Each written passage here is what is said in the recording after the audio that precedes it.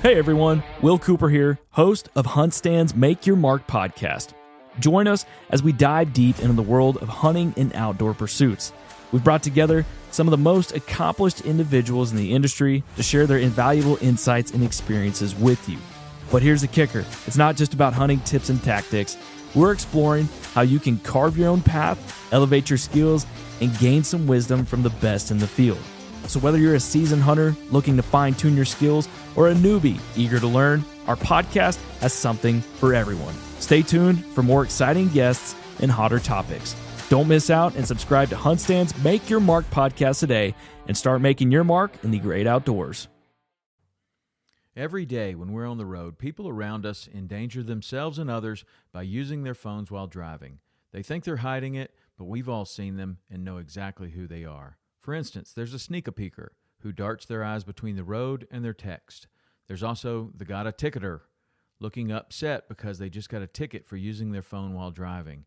And what about the fast scroller who can't drive 5 minutes without updating their social media feeds?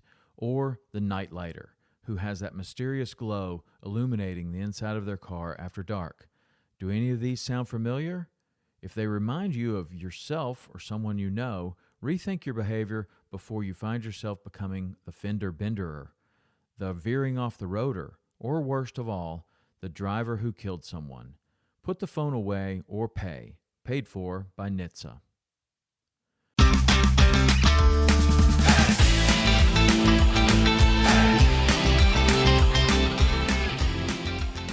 Hello and welcome to the Publicly Challenged Podcast. I'm your host, Luke Oswald, and I hope you join me on my quest for knowledge to become a better public land hunter, angler, and forager. Stick with this and who knows, maybe we will learn something together.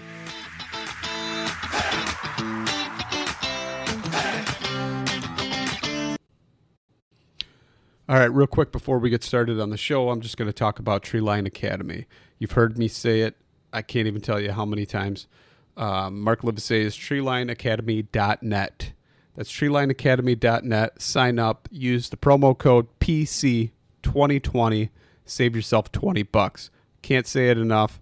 It's awesome. Amazing. Most comprehensive e-scouting course out there. Check it out for yourself. Sign up. Use promo code PC2020. And now let's get to the show.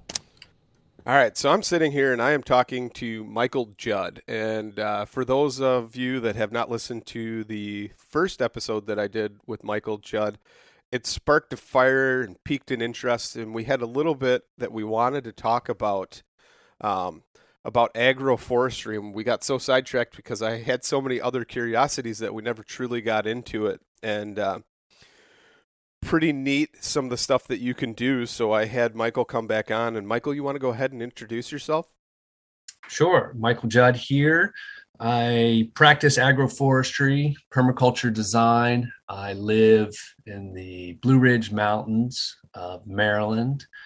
We have about a 25-acre research educational site that grows mushrooms, has food forests, does a lot of work with commercially viable nuts, do a lot of workshops and hands-ons here, a lot of good documentation of actually how to in regards to perennial agriculture, working with water on your landscape, a lot of things that we'll dig into today as well.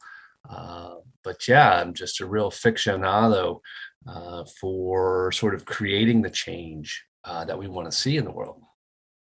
Yeah, no, last time you and I talked, so many things were thrown at me. It was almost hard to digest, but as you and I were speaking earlier, I totally dove into some of them head first. I've already had 2 flushes of oyster mushrooms and consumed those, grew those on my kitchen table on some different substrates, and trying to grow a lion's mane seems to be proving a little bit more difficult to do, but working on that. And then, as I told you, it's inoculation day for other mushrooms, so super cool about that. But let's talk about agroforestry and what it is exactly. So let's give like a agroforestry 101 kind of synopsis real quick before we start diving into how you can do it for different habitats of animals and things like that. So agroforestry, if you break the word apart, you've got agriculture and you've got forestry. It's incorporating trees into agriculture. It's really something that's ancient, something that we've done as humankind since our existence, and interacting with trees for food, for the fibers, for shelter, for medicinals, for the wildlife that are attracted to eating the foods from the trees that get hunted. Trees have been, a keystone in many ecosystems for humans and others to exist. So it obviously has had different iterations throughout time and throughout cultures.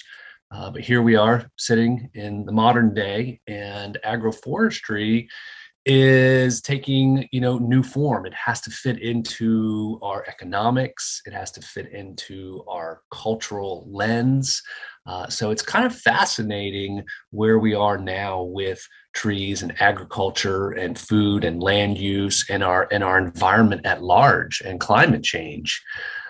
So agroforestry, once again, is a keystone. It's really bringing the different elements to our well-being and existence on this planet.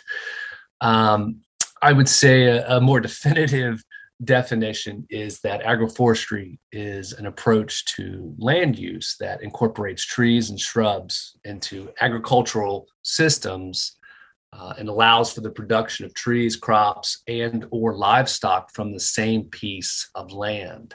So it's a way to integrate your fruits, your wind breaks, your riparian buffers, and it's also an opportunity to integrate your livestock and animals into it, or create an ideal hunting space that also has all of these other myriad of environmental benefits. So there's quite a few categories to agroforestry, and the USDA actually has a whole department of agroforestry, and they help outline these different practices. But let me stop there for a minute and hear what you'd like to ask. So I'm just kind of curious, because you see a lot of times, a lot of people, they have land that they manage for certain species, we'll say whitetail or whatever, and they plant certain crops, turnips, beets, brassicas, all those types of things, as well as clover, chicory, things like that. So they kind of have some browse throughout the entire year. What would be different or the same about agroforestry versus that? Well, I'm going to go out and say that is agroforestry. There's obviously some strong definitions being formed about agroforestry, especially since it's got a USDA department dedicated to it. And by default, a lot of these entities need to define things. But I like to be more freeform with the understanding of many different ways that we can work with integrating trees into our landscapes, and not just trees, but multi-purpose trees. And so if you're going to plant a tree, why not, add as much function to that effort as possible? Can it produce nuts? Can it be fruits? Can it be medicinal? Can it feed wildlife? Can it fix nitrogen and build soil? There are trees and select varieties of trees that can bring forth, a maximum of benefits. And what you're saying is very similar to that. So hunters are planting a lot of times nut trees or persimmons, things with high sugar content, maybe things that drop at a certain time of year when the hunting season is ideal. And this is great. That's great design. It's bringing in the benefits that you get from having those trees, which will be to stabilize the soil. It helps prevent the erosion. It helps build the water cycle. It helps build the fungal environments in the soil. It's habitat. It's all these things, and as well as benefiting the hunting grounds. So, I'm all about exploring specifics for an agroforestry designed hunting, because the hunters are already in position to be planting, trees because they're focused on it. So I see it as a group that is really sort of ripe for working with, and we can kind of explore the idea of how would you do an agroforestry for hunting in maybe an organized pattern that allows for some maintenance. So let's say you have a hay field and you're wanting to convert that into something that's going to draw in more wildlife for hunting. But you still need to cut your hay, right? So what I would recommend is ideally first, anything that has slope to it is doing some sort of passive water harvesting design on it. And that can be anything from actually digging out berms and basins, what we call swales on contour. That can be done with a plow attachment on the back of a tractor, a double bottom plow, and plow along contour. And that'll help rip up the soil and create a space where water falls in. And since it's on contour, which means it's perfectly perpendicular to the slope, that water will stop and sink in and hydrate the landscape, not just for that little berm that's been created, but for 30, 40 feet down slope. It'll begin to improve the soil quality through holding consistent moisture. So you could do that. You could get out there with a backhoe or a miniature excavator, and you could actually dig out those swales as well. There's also deep shank rippers, and these are basically metal boots that go down into the earth and get pulled behind a tractor, and they rip, a couple feet deep. This would be done on contour as well. So if you're going through and you're ripping your soil, as that water comes down the landscape and falls into those rips, it begins to hydrate. It begins to sort of sponge up the soil with that water. So taking the time and consideration to learn about passive water harvesting before you even begin to plant trees is key, especially on sloped land. Otherwise, water tends to really sheet off. Grass is like green concrete. Most landscapes that have been cut, for a long time, are either used for agriculture or hay. They're very smooth, and that water will just sheet off and leave that soil pretty much dry, even after heavy rains. So we want to get that soil to hydrate, that builds soil fertility, and then whatever is growing there will grow many times faster, better, and stronger. And even if that's just your hay crop, it's going to do good. Even if it's just your pasture, it's going to grow better. But then incorporating tree crops into that then sets the stage for that long-term water holding and soil building. So my first recommendation would be look into passive water harvesting. And then you could go along and pattern your planting so that you could maintain, say, mowing your hay. And so, for example, I would space my rows for nut trees 40 feet apart, right? And within those rows, I would probably do my plantings every 20 feet. So if we're talking about hybrid chestnuts, which is one of the best tree crops to plant for humans, for wildlife, for even livestock. And partly that's because they're annual bearers. They will bear annually. And if you have the right genetics, which in the US in many parts is proving to be the Asian Mollissima species of the chestnut. And they are very blight resistant. They're beautiful, productive trees that are very tough, drought tolerant, and precocious. They'll begin to produce nuts in little as 6 years from planting. So many things to be said about them, but let's use them as the example. So in row, we're planting every 20 feet our hybrid chestnuts. And ideally, you're also sort of intermixing that, so it's not just a monoculture of one type of tree. So maybe every fifth tree you put in a honey locust or a black locust. The honey locust, actually, if you get ones with select pod production, can also be a major attractant for wildlife, also a good livestock feeder. and just an amazing tree for bees all around. So the honey locust with good pod production is a good integrator into your systems as well. Um, so anyway, diversify within that system somewhat, but your main focus here is on your nut trees, and that spacing 40 feet between your rows means that you can continue to go ahead and keep, mowing your hay and maintaining that space as you've had with minimal input. This can also be thought as sort of low input agriculture. So then over the years, those trees begin to grow up and eventually transition the space and draw in more and more wildlife. And I tell you, when you have a mature producing chestnut and nut orchard, the animals come from all around. It is an absolute haven for bears, for turkeys, for deer, for all the critters. All the macrofauna are going to be drawn there. As well as the humans. I mean, the chestnut is a very popular food in many parts of the world and growing in the US, economically viable as well. So, you could be doing this for hunting, but this is also setting the stage to actually create a strong income in the future, if not for you, for the generations to come.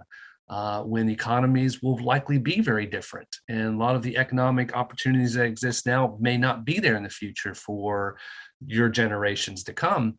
So by planting these nut trees, you're also putting in the potential for a very secure long-term income producer. So again, stacking your functions. You're feeding the ecology, you're feeding the wildlife, and you're creating an opportunity for food security and an economic niche for the humans. And that's why I love working with these systems, is because they're addressing the whole system, even the economic system. So again, I'll stop there and see where you want to go.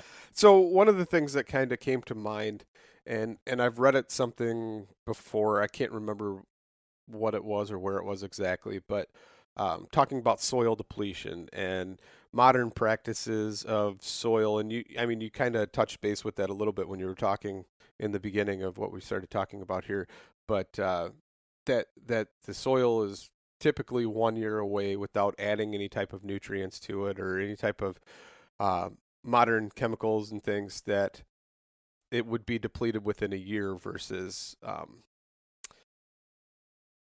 different types of practices. So how does that benefit you as far as, doing the agroforestry versus that? Right. So agroforestry is a perennial system. Perennial meaning something that typically lives for 3 or more years. It's usually your woody shrubs and your trees. And really the wealth that we have is the soil.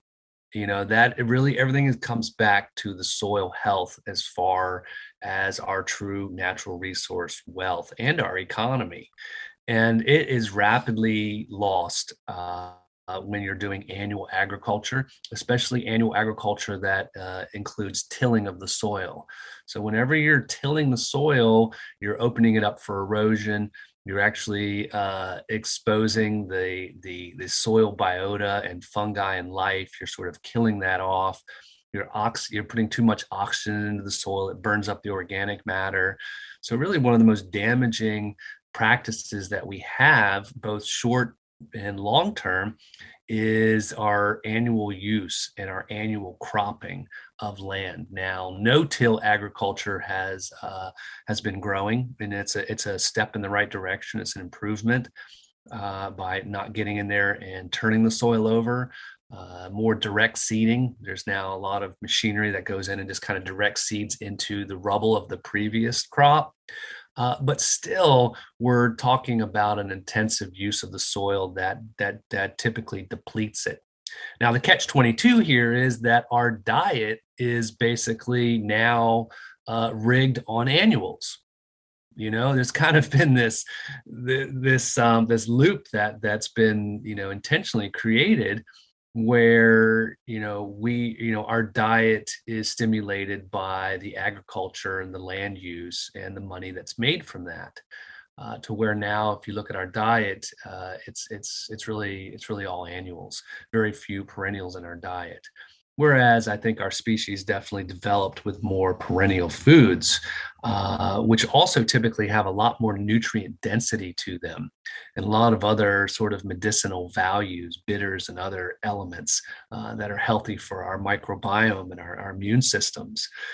So there's a lot of call and a lot of reason to be coming back to working with perennials and agroforestry systems, both from a land use health and our body health, which are totally interlinked.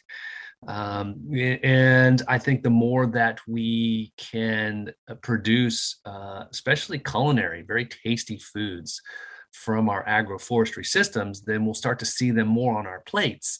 And the more they're on our plates, the more they're going to be on our landscape, because what's on our plates is what is on our landscapes. And we're spending money on our foods. So, there's ways to loop all this in. But coming back to your point is that it really also preserves the soil. And the soil is key, and it takes quite a long time to build soil. Now, there are regenerative practices, like I mentioned earlier already, with the passive water harvesting that will help regenerate soil very quickly. There's actually ways to work with livestock that can regenerate soil quickly by pulsing, by moving your animals, in short periods on a piece of land can pulse it and actually really rejuvenate. So there's some I wouldn't say, well, there's some misconception in the sense that some people think that having or eating animals is an environmental devastation. Now that depends on how those animals are being worked with. So in a conventional sense, absolutely. You've got feedlots that are growing GMO soy and corn to feed those animals is not benefiting either the human or the environment. But when you work with these pulsing ways of using animals on the landscape, it's actually been proven to be one of the most regenerative ways, one of the quickest ways to rebuild soil fertility is to use animals. So I won't go into that too much, but just know that it's not as black and white as not eating animals is gonna help, change our environmental conditions. How we work with animals is important. How we work with the food we grow is important. So yeah, I'll stop there again. So, man, a lot of great information here. But so, would that be considered kind of tied to the Serengeti practice or method of farming, to where each animal kind of creates a symbiotic relationship with the land? Certain animals put certain nutrients back in, other animals take nutrients, other animals browse back certain things that other animals won't eat, and in turn creates a perfect balance, if you will. Is that kind of the concept behind Yeah. that? Yes, there's a lot behind that. All of those things, and I think even more particular when we get to how do we work with this in our agriculture, our modern day agriculture. There was a biologist, an ecologist called Alan Savory. He's still around. He's actually, I think, like 86 years old now, but spent a lot of his lifetime living in Zimbabwe and in Africa and studying the natural patterns of wildlife animals and how they would group together. Let's say, you've got, these wild herds grouping together and grazing, and then all of a sudden a predator comes and boom, what do they do when it's time for them to run? They actually defecate. You lighten your load and you take off. And he was observing that actually this pattern of intensely and short-term grazing and leaving that fertility and then running off and not coming back to that space for quite some time allowed those areas to regenerate rapidly. So there was enough, hoof pressure to create divots to help hold water. There was the fertility that left behind, but then it was kind of pulsed and then they moved. And he's built, a whole organization around that called the Savory Institute. So I do highly recommend looking up the Savory Institute for learning certainly how we can work more with livestock on our landscapes to pulse it and to build soil fertility. And then, of course, there's the other guru down here in Virginia.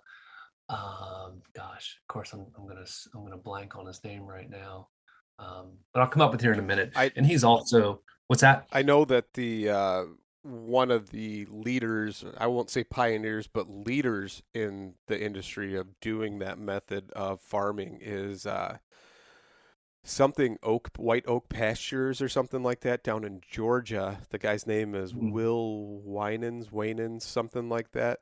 And he has an entire sustainable practice that, gosh, it's the first large scale production USDA certified processing facility, but on site. So they don't transport the animals anywhere. They live their entire life on that piece of property, and they use every part from every animal to somehow benefit every animal animal.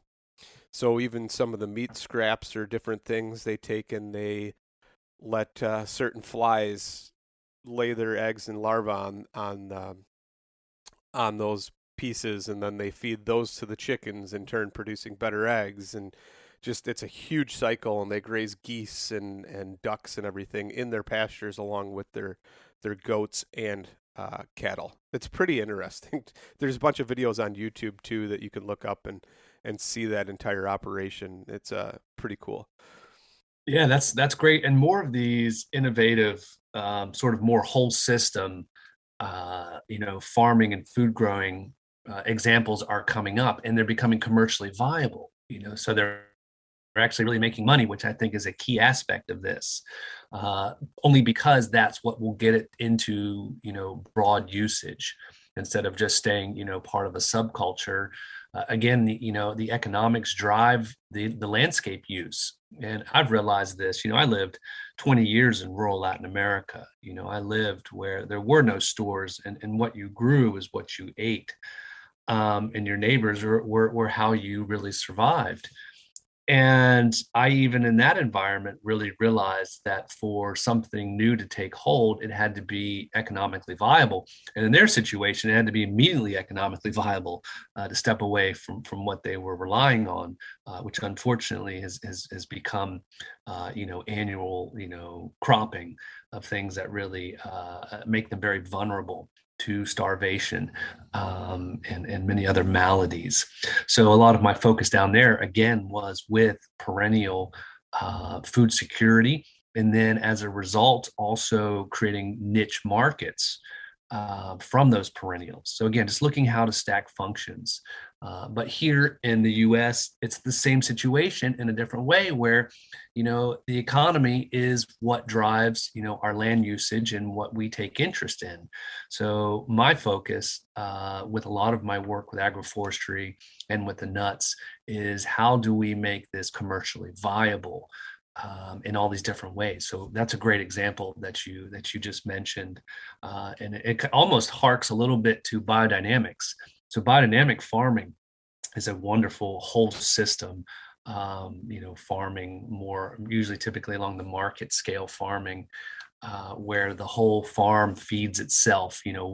Each byproduct feeds another part and aspect of the farm so that it becomes more of a whole system, which makes total sense. And that really also gives it its own security, and it's not so linear and relying on things from the outside, which is a lot of what we're beginning to experience globally, as an issue. We're realizing our vulnerability by relying on a linear system, by bringing things in from other areas, and as transportation is going to change in the future based on oil reserves and, politics and all the things that are going on are potentially going to shift our systems. And the more that we can make things more circular and more whole system where we are in our regions, the better. And some of that takes planning, especially when you're talking about switching to perennials, which is why now is a very important time to be doing this,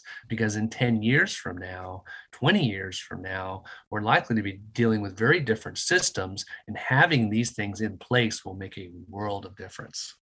No, that's great.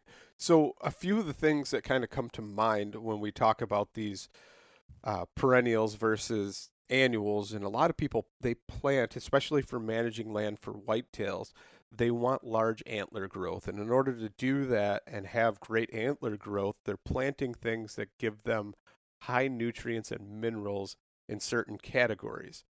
And if your soil is semi depleted, you're going to have to add a lot more, and it's going to be more cost inhibitive. I don't even know if that's the right word I'm looking for there, but inhibitive to your maximum amount of output.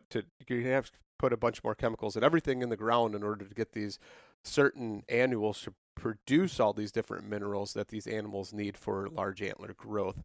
And it just kind of makes me think that, I mean, what's the trade-off or the benefit there with the agroforestry and your different annual or perennials that are growing? Yeah. Yeah. Great question, because, also is the same for humans. What's the nutrient value in the food that we're eating? We don't have antlers, but, we need nutrient dense food to really thrive and to be healthy. And that's something that's really largely missing from the foods that we're eating today. Sometimes even the organic foods does not mean that you're having a higher nutrient density. Really, that comes from your soil. And largely, you're right, the mineral content in your soil is a key aspect to what is, harvested from it. So you're talking about deers, but, we can say the exact same thing for humans here. And the mineral, so with perennials in your tree crops, you've got deep roots. These roots are typically reaching down into subsoils where there's, minerals in storage and other elements that are usually sort of lost and not present in the topsoil. Depending on how the land's been used, but it brings up some more of this deep nutrient from the deep soil, and has a higher nutrient and mineral density in the nuts and the fruits and the perennial foods in general. I mean, if we just think about like asparagus, these kind of foods have a little more density, nutrient density, because they've been living in that soil and absorbing, what it has for a longer period of time in a perennial no-till situation. So fertility can build up more, and that will translate into the foods that are eaten. A great resource for learning about this, I will throw out there, is the Bionutrient Food Association, a wonderful association that is really giving very direct understanding and education about how to work with building soil fertility, and minerals is a key part of that. And a lot of times, like where we're at, there's quarries nearby that are, that have these big piles of stone dust that are a byproduct of their quarry work. And typically it's very high mineral content, and we can go pick it up for free. They usually don't have anything to do with it, or you pay a minimal amount for it. So oftentimes there's very inexpensive, high quality minerals nearby that you can access.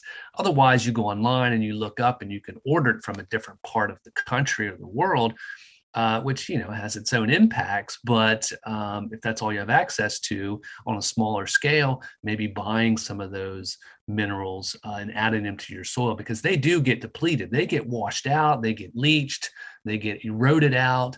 And the minerals are, one of the more challenging aspects to sort of reintroduce into rebuilding your soil, because they come basically from weathered, rock over eons. So that might be one thing. There's very few things that I would usually say, really bring in and add things to your system.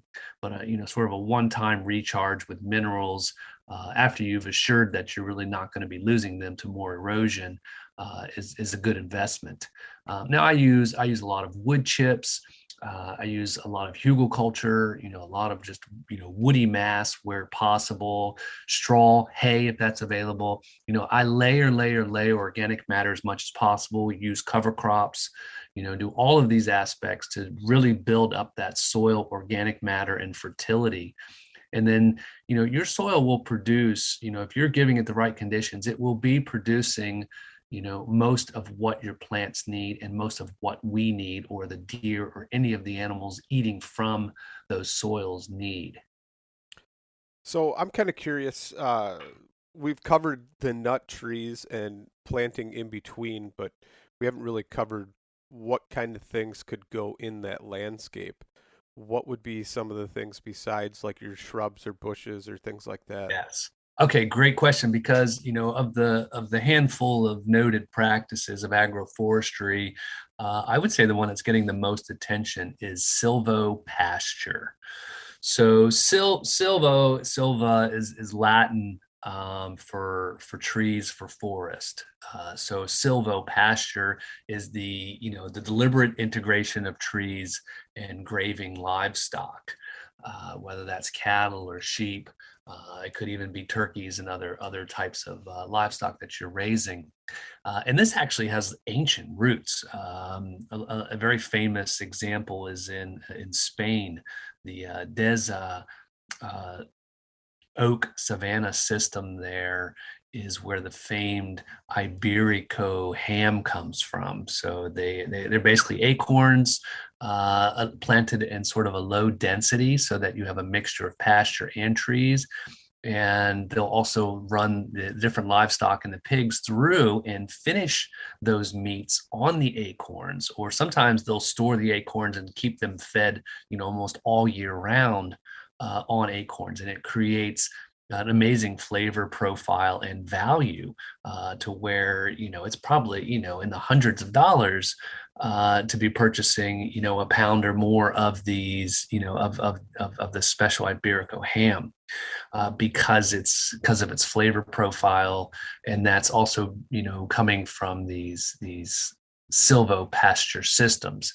Now, silvopasture is by loose definition low density tree planting and pasture.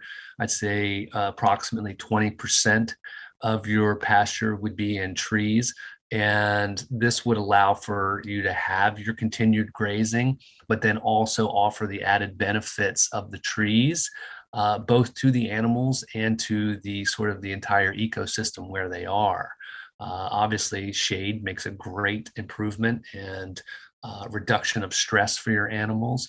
They've done a lot of studies especially with milk cows, where they've showed milk increased production just by having shade. Imagine that. It's amazing to me that you see these pastures and there's not a single tree or one sad tree. And if you have one tree in a pasture with a bunch of animals and they all start hanging out under it, that tree's probably going to die. So you really got to diversify. But there's a balance there to where you want to keep your pasture healthy, but you want to add in some additional fodders. Now, those trees could be things that drop nuts. They could be dropping fruits. Traditionally in the Southeast, a lot of farmers grew mulberries. They grew cornelian cherry, which is actually a fruiting dogwood. They grew the previously mentioned honey locust. And a lot of the other nut trees, on purpose for finishing and feeding their animals at different times of year. So they actually had a really good integrated mix of trees that worked with their livestock. And a lot of that's been captured in a fabulous book written over 100 years ago and still extremely relevant by J. Russell Smith. And the book is called Tree Crops, A Permanent Agriculture. Highly recommend reading this book. It's very enjoyable as well. He was a nurseryman and just an amazing observationalist and agriculturist who traveled the world as well and really observed what was working well in other systems, and came back here and worked with a lot of nurseries and with the U.S. government in developing a lot of these trees for national food security, for improved, farming practices. And reading the book is very easy, like I say, and it introduces you to these characters, to where you start to really take an interest in honey locust, because you say, wow, that's how you can use it. And look at all these great things it does. And interestingly enough, some of the genetics from his work are still kicking around. And we've been collecting the seeds in our region and growing them out.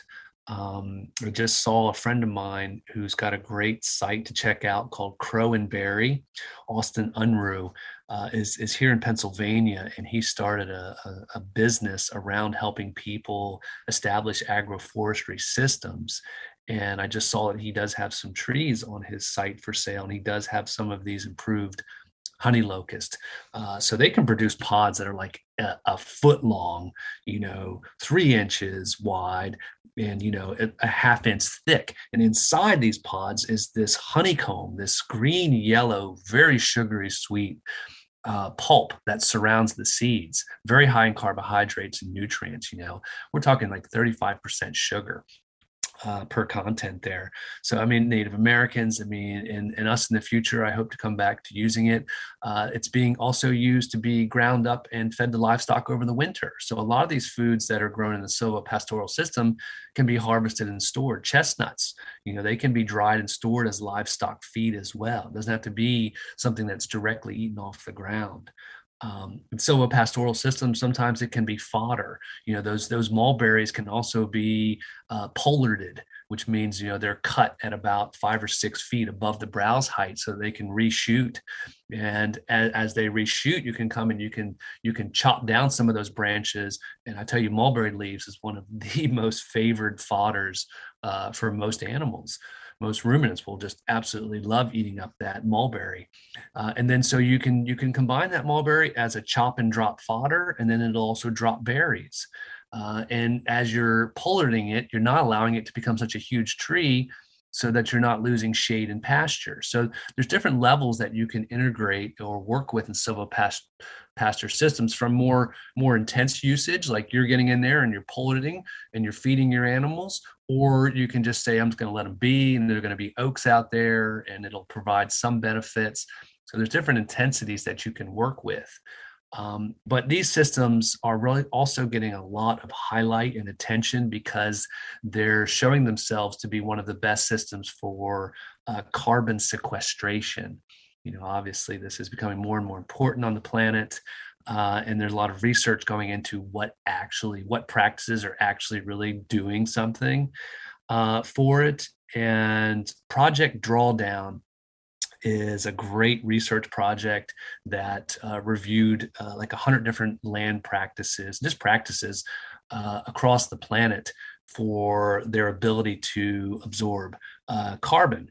And silvopasture systems are like number 9 on the list, so very high in their effectiveness. So here we are again combining functions. How can we integrate trees that benefit the animals, that benefit the hydraulic cycles, that benefit the entire planet in carbon sequestration? So really highly recommend and encourage people who are interested in working with animals, already have animals, to look into silvopasture systems information. There's a ton of information out there about silvopasture in particular.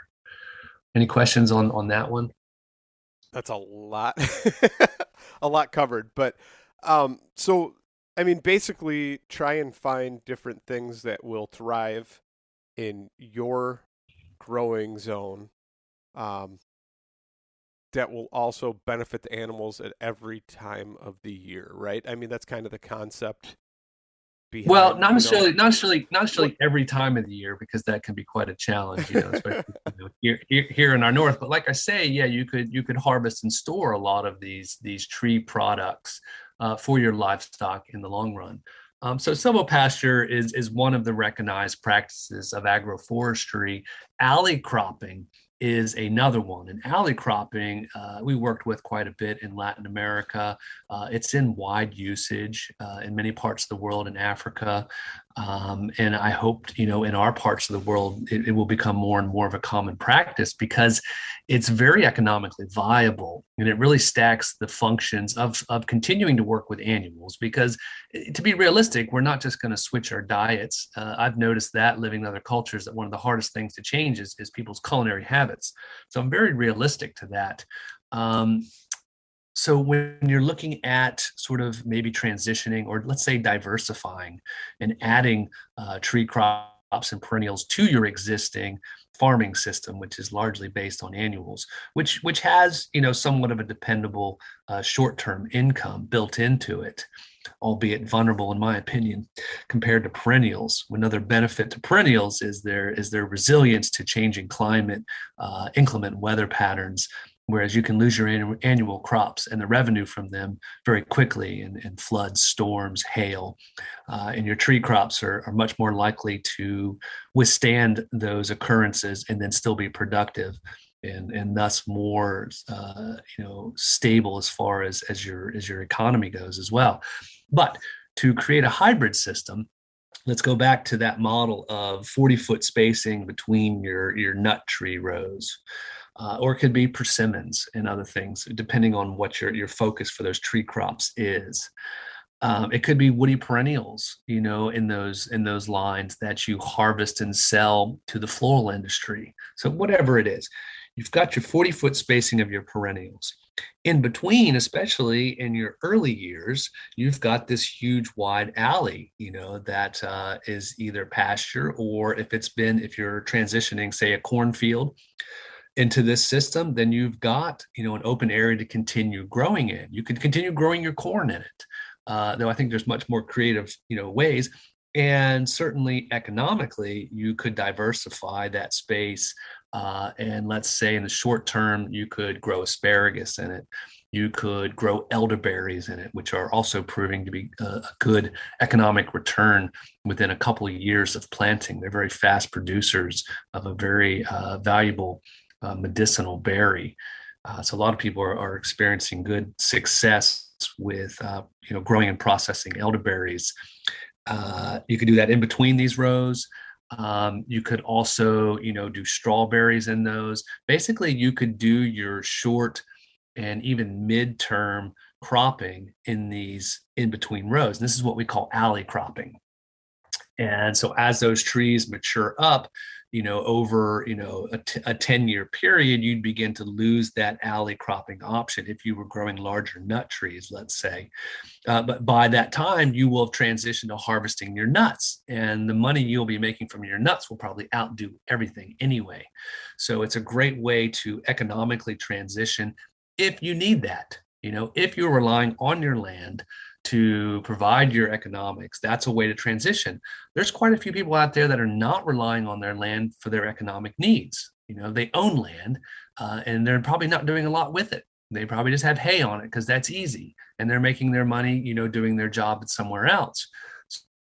So, you could go ahead and just, continue cutting your hay, do your 40-foot, spaced rows, and just plant your trees in that. Really, it's you make it work for your landscape, for your economy, and for your needs and for your availability. Do you want low input, low maintenance, or do you need or want high input and high maintenance? These are all very easily tailored. And I've started to put some of this on my website, Ecologia Design. I've started some posts about different levels of agroforestry. So don't feel like it has to be complicated. In some ways, this is one of the most low input agricultural systems on the planet. And a little bit of time and patience will bring along a lot of benefits. Yeah, no, I mean, especially in today's day and age too, time seems to be vanishing at a more rapid rate than ever before. Maybe it's because so many things consume our time more, or we, have so much more that we're dedicated to. I'm not really sure how exactly that's happening, but somehow you and I talked about it. There's just less time to do all the things that we need to do or want to do. But I mean, if you could have something that's low input, low maintenance, to where it's still benefiting you without your maximum output, so you could focus your efforts on other things, it just seems like the logical thing to do. and it's quite a gift. It's quite a gift to the future. So, I'm really kind of pointing toward a lot of landowners that have wealth in other ways that could be doing more with their land, but often don't really know what to do. And this is why they pretty much just keep it in hay. But, putting these trees in, whether you have an intention to use them or not, because this can take the pressure away, because people are like, oh, what am I going to do? I got to take care of the nuts. You don't have to do anything. If you wanted to just plant these trees, they'll live for hundreds of years. They're going to feed the wildlife. They're going to feed the ecosystem. And chances are, within a couple of decades, there'll be more people needing and looking to work with those trees for income. So don't even necessarily think about too much of your current reality and your situation. Plant these nut trees. Don't worry if you interact with them or do anything. They will have a myriad of benefits for the future. Yeah, no, that's great. That's great. Is there anything else you'd like to add to anything or talk about that we didn't touch on? Well, I'll just mention the other categories. Windbreaks is another major category for agroforestry. And when I look at landscapes, when I go out and consult and design on landscapes, the first two elements that I'm looking at, excuse me, are water and wind. And they both relate to each other very closely, because if you're in an exposed environment, your wind is desiccating whatever you're growing. It's taking the moisture out. So ideally, you're stacking your functions when you're designing to harvest water passively into the landscape, and then design your windbreaks so that water doesn't get, whipped right out as well. So you can really combine that by, say, designing your swales on contour, and then on your wind heavy sides, go ahead and plant your windbreak. But you can also go ahead and make that a multi-purpose windbreak. You could put in things that would have nuts and fruits and medicinals, maybe some of those woody perennials that you would cut for the floral industry, different hybrid willows, red osier, dogwoods. So you can really think diversely with those windbreaks as well, and actually make them commercially viable if that's a need. So that's another category. The riparian forest buffers. These are very popular. A lot of government agencies are doing a lot of plantings along streams that you'll see. Typically, they're just doing very fast, easy to grow hardwoods that don't have the stacked functions of creating more food or actually creating more economic opportunity for largely the farmers that are having that land turned into something that's not as productive in the name of preserving the health of the stream. But why not stack the function? Why not say, okay, well, great, we do need to protect our streams from runoff, we do need these riparian plantings, but why don't we go ahead and put nuts and fruits and all these other pawpaws and all these other great foods and fruits into that design? So a lot of good information out there about diversifying your forest buffers around not just streams, but wetlands, ponds, any of your waterways. And I know you guys are into angling and fishing as well, and that shade over the water can help create, better cooling conditions for certain types of fish. If it's mulberries, it can drop fruits and stuff right for the fish into the water. So really, you can tailor this to your interests, but try to maximize the effort of planting trees with having a myriad of benefits when you do it. I think is kind of the root of this. Yeah. And then forest farming is another category. Forestry typically is, working with land that's already open, that's been degraded, that needs regenerating. But there's a lot of scenarios where working within an existing forest, which is kind of named forest farming, you can go in there and be creative with, growing mushrooms, planting ginseng, maybe growing ramps, and working with, sort of what you have there in a way that supports the forest. To those ends, I'll recommend a great book called Farming the Woods by Steve Gabriel. And a lot of the stuff Steve Gabriel does, his site and his YouTube videos, he's an amazing, learned, experienced, agriculturist that's working with these perennial systems. So I highly recommend learning from him and exploring more of that. And then also another category is food forests. So food forests are also actually being recognized by the USDA as a subcategory of agroforestry. And food forests are what I work a lot with and have worked with, and I've captured in both my books.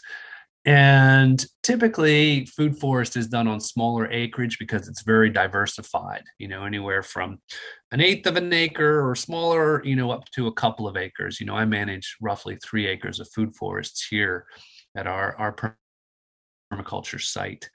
And that's a maximum because that keeps me moving. And so food forests are not growing food in the forest, they're growing food like the forest. So they're these diversified perennial based orchards, if you will, that instead of just planting a tree by itself, you're planting in sort of a small ecosystem with it, what we call guilds.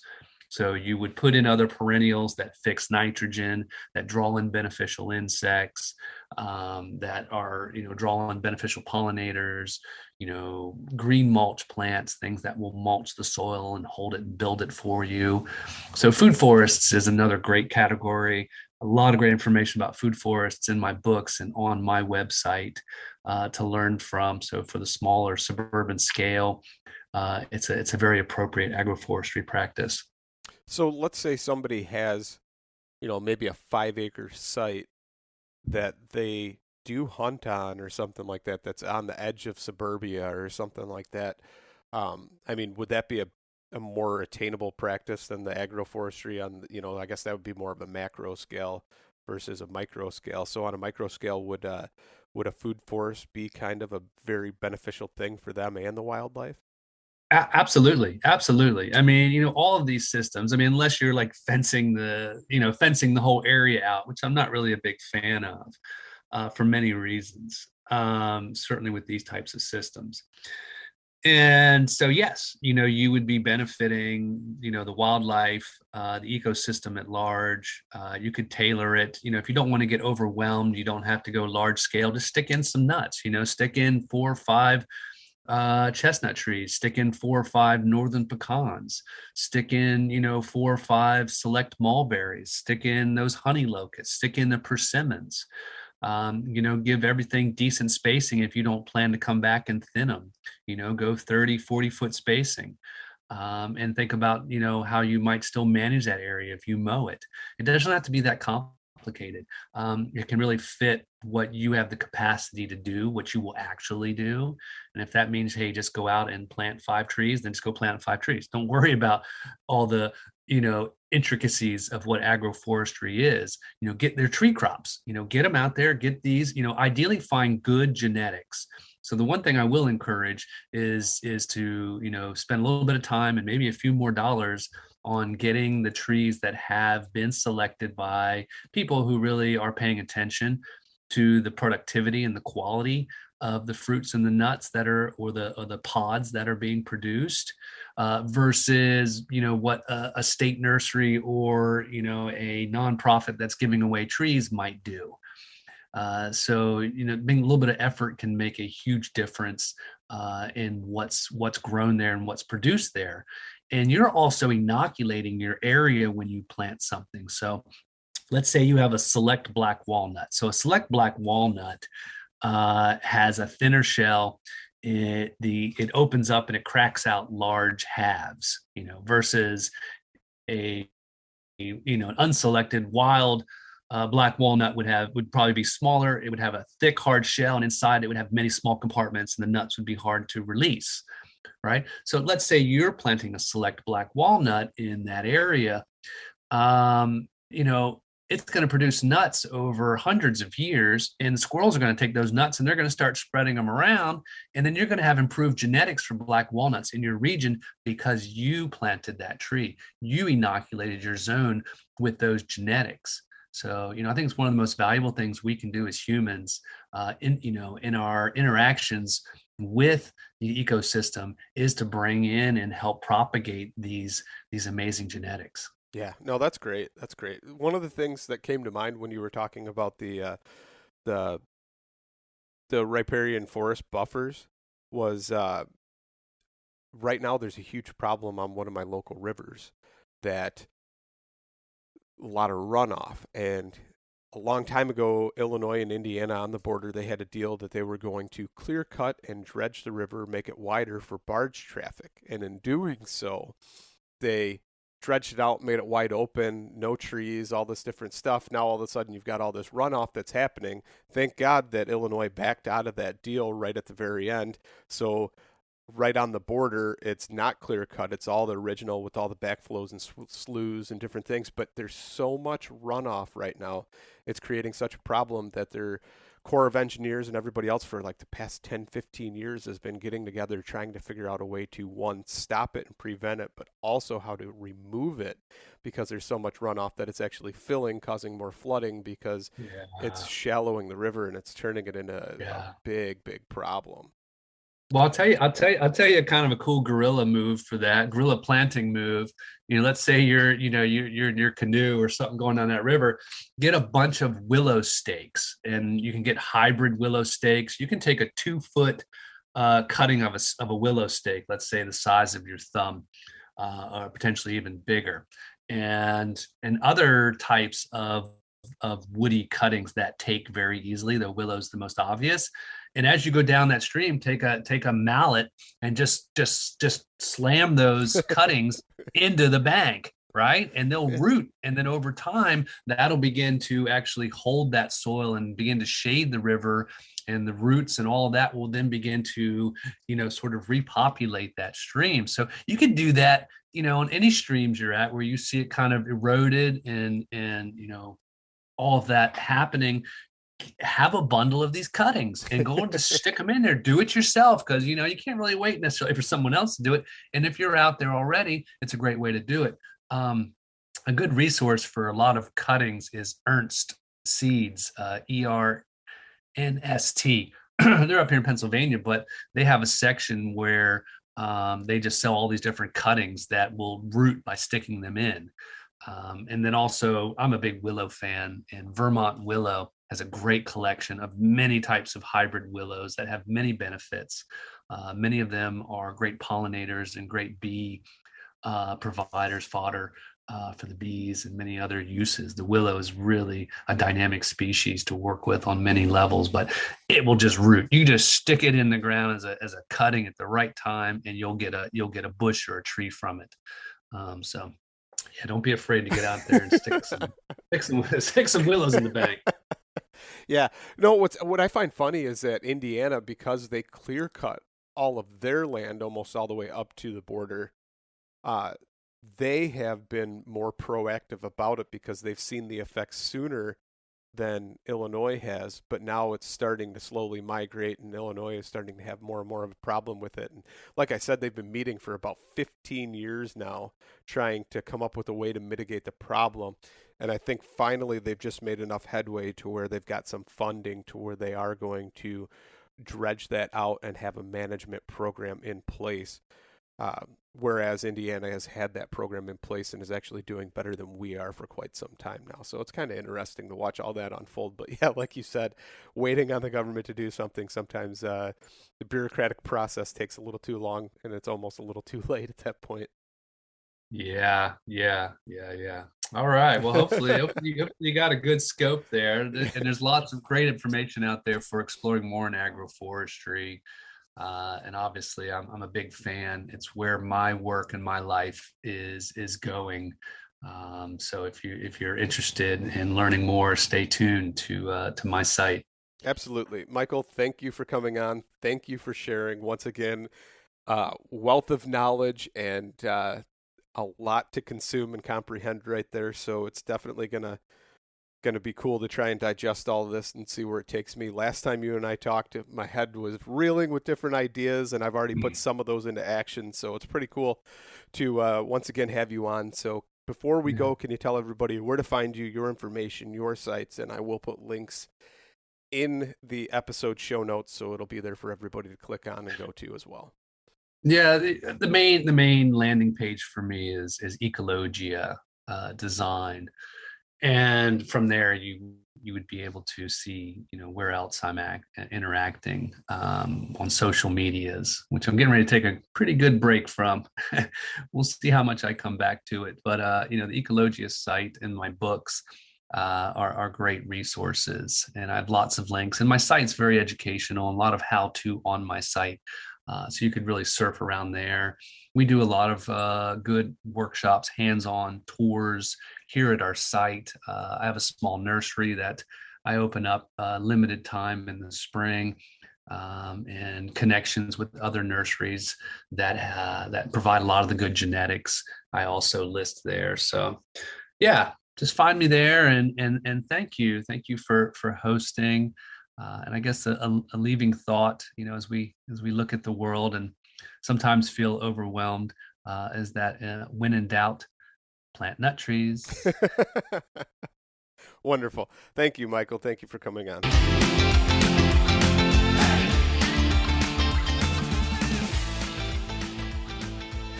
And once again, thank you so much for listening to the Publicly Challenged podcast. I hope you enjoyed the show, and if you did, please subscribe on whatever platform it is you're listening to. Also, if you could leave a review, that would help us out. And you can check us out on Instagram or at publiclychallenged.com. And once again, thank you so much for listening to the show.